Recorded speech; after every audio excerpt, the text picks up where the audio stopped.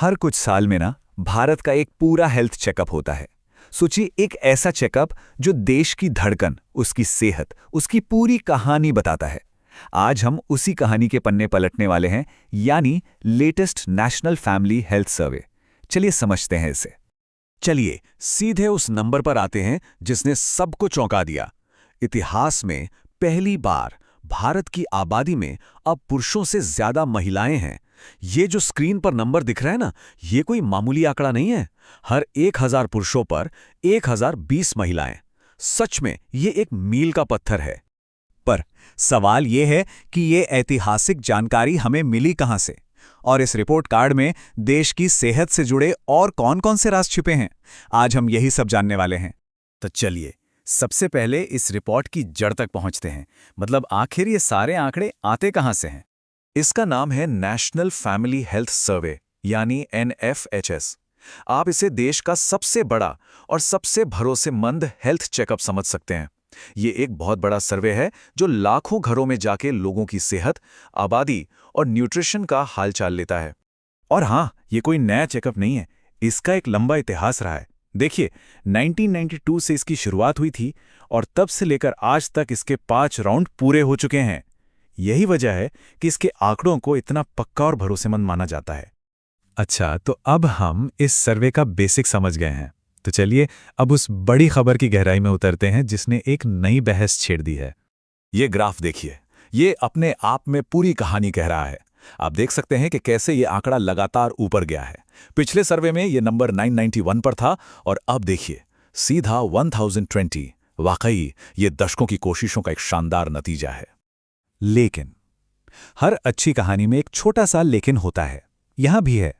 ये जो 1020 का आंकड़ा है, ये पूरी आबादी का है। पर अगर हम सिर्फ पिछले 5 सालों में जन्मे बच्चों को देखें तो तस्वीर थोड़ी अलग है। वहां हर 1000 लड़कों पर सिर्फ 929 लड़कियां हैं। तो जहां एक तरफ हम जश्न मना रहे हैं, वहीं दूसरी तरफ ये आंकड़ा हमें याद दिला रहा है कि अभी भी काम बाकी है। खैर, इस मिलीजुली तस्वीर के अलावा भी इस सर्वे में कई अच्छी खबरें हैं। ऐसी खबरें जो दिखाती हैं कि भारत हेल्थ के मोर्चे पर सही में मजबूत कदम उठा रहा है। इनमें सबसे बड़ी खुशखबरी है आबादी को लेकर। टोटल फर्टिलिटी रेट, यानी एक महिला अपने जीवन में औसतन कितने बच्चों को जन्म देती है, वो अब गिरकर 2.0 पर आ गया है। ये 2.1 के रिप्लेसमेंट लेवल से भी कम है। आसान शब्दों में कहें तो भारत की आबादी अब बढ़ने की जगह स्थिर होने की तरफ बढ़ रही है। ये एक बहुत बहुत बड़ी कामयाबी है। एक और एरिया जहां शानदार काम हुआ है वो है सेफ डिलीवरी। अब भारत में लगभग 89% बच्चे अस्पतालों या हेल्थ सेंटरों में पैदा हो रहे हैं। कुछ साल पहले यह आंकड़ा सिर्फ 79% था।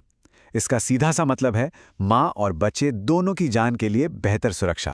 और जानते हैं, ये तरक्की सिर्फ सेहत तक ही नहीं है। महिला सशक्तिकरण का एक और मजबूत संकेत देखिए। आज भारत की लगभग 79% महिलाओं के पास अपना बैंक खाता है जिसे वो खुद इस्तेमाल करती हैं। पिछले सर्वे में यह संख्या सिर्फ 53% थी। ये आर्थिक आजादी की तरफ एक जबरदस्त छलांग है। लेकिन जैसा हमने कहा था, हर कहानी के 2 पहलू होते हैं। इन सारी अच्छी खबरों के बीच ये सर्वे एक ऐसे संकट पर भी रोशनी डालता है जो लगातार गहरा होता जा रहा है। और वो संकट है एनीमिया, यानी शरीर में खून की कमी। और सच कहूं तो ये आंकड़े वाकई परेशान करने वाले हैं। बच्चों से लेकर महिलाओं और पुरुषों तक लगभग हर ग्रुप में एनीमिया के मामले पिछले सर्वे से बड़े हैं। ये एक खतरनाक ट्रेंड है। लेकिन सबसे ज्यादा चिंता की बात बच्चों की है। भारत में 5 साल से कम उम्र के 67% से ज्यादा बच्चे एनीमिया के शिकार हैं। मतलब हर 3 में से 2 बच्चे। जरा सोचिए इस बारे में। ये सिर्फ एक आंकड़ा नहीं है, ये एक पब्लिक हेल्थ इमरजेंसी है जो देश के भविष्य को कमजोर कर रही है। तो ये है भारत के हेल्थ रिपोर्ट कार्ड की कहानी। एक तरफ बड़ी कामयाबियां तो दूसरी तरफ गहरी चुनौतियां। तो इन 2 अलग अलग तस्वीरों को हम एक साथ कैसे देखें और यहां से आगे का रास्ता क्या है। ये रिपोर्ट कार्ड असल में हमें एक साथ 2 भारत दिखाता है। एक भारत जो अपनी आबादी को स्थिर कर रहा है, मां बच्चों को बचा रहा है और महिलाओं को आर्थिक आज़ादी दे रहा है। और फिर एक दूसरा भारत है जो न्यूट्रिशन की कमी, खासकर एनीमिया के बढ़ते संकट से जूझ रहा है। और यही हमें आज के सबसे बड़े सवाल पर लाकर छोड़ देता है जब एक तरफ आबादी कंट्रोल में आ रही है और दूसरी तरफ पोषण का संकट गहरा रहा है, तो भारत का अगला हेल्थ रिपोर्ट कार्ड आखिर कैसी तस्वीर पेश करेगा? इस सवाल का जवाब हमारी आने वाली नीतियां और जमीनी स्तर पर किया गया काम ही देगा।